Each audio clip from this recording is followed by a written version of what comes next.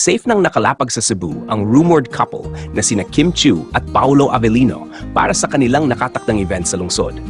Ang dalawa ay dadalo sa kanilang mall tour ngayong Marso 15 bilang bahagi ng promosyon ng kanilang pelikulang My Love Will Make You Disappear.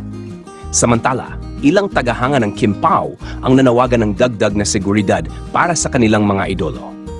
Ito ay kasunod ng pag-ulan ng hate comments kay Kim Chiu mula sa ilang taga-suporta ng dating Pangulong Rodrigo Duterte na may kaugnayan sa pagkakakulong nito sa detention facility ng International Criminal Court sa The Hague, Netherlands.